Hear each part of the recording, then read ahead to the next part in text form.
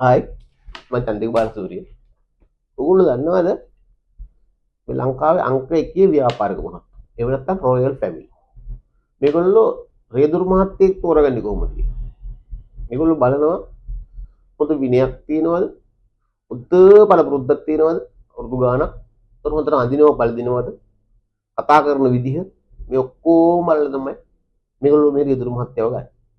ඒ අරගෙනත් සමහර මහත්තුරු මෙයාව ඒගොල්ලෝගේ දෙතර පොඩි වාහනයකට දානවා මාසයක් දෙකක් දාලා බලනවා එයාගේ කොහොමද හැසිරීම කොහොමද එලවන්නේ කොහොමද ඉච්චරට ඒගොල්ලෝ ඔයාලා බලනවා මොකද ඒගොල්ලෝ කැමති නෑ මේ කොහොමද ඉතින් වකීම නැති රියදුරු මහත්තයෙක් අරගෙන මේ වාහනේට දාගෙන ජීවිතාවධාරමක් ගන්න මොකද මේ වාහනත් ඔය සුපෝගෝගේ ජීප් රට එන්ජින් ධාරිතාවයක් ගොඩාක් ලොකු එන්ජින් ධාරිතාවක් තියෙන වාහන තප්පර 7යි 6යි 5යි 8යි 100කද 25 පුළුවන් ලොකු එන්ජින් ධාරිතාවයක් තියෙන වාහන.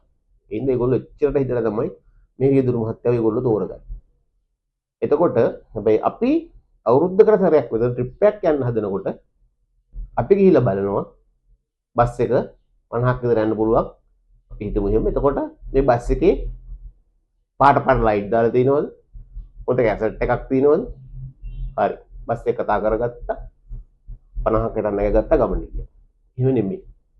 ඒකද ගමන ඒ ගමන ගිහින් ඉවිල්ලා අපි අඬලා දොරල වැඩක් නැහැ. අපි යන්න කලින් බලන්න ඕනේ මේ බස් එකේ රියදුරු මහත්තයා කවුද? මෙයා හොඳට එක්ස්පීරියන්ස් තියෙන පොදු විනයක් තියෙන වගකීමක් ගන්න පුළුවන් රියදුරු මහත්තයා විතර බස් එක එලවන්නේ.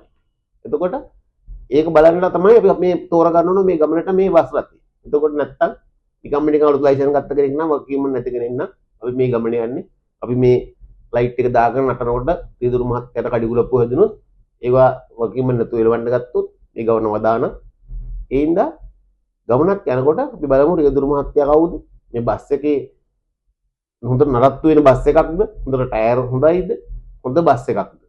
එතකොට ඒ ඔක්කොම බලලා තමයි මේ බස් එක තෝරගන්න ඕන. නැත්නම් අපි 50 කරා නැගගෙන වගකීම් මණ්ඩල රියදුරු මහත්තයෙක් නම් ඉන්නේ. ඒක හරියම අවදානම්. අපි මේ විනෝද ගමනක් නම් යන්නේ. මේ ගමනෙන් පස්සෙත් ඇවිල්ලත් ඒකට මතක් කරලත් හරි හතුරු වෙන්න පුළුවන් විදිහේ ගමනක් ඕන යන්න.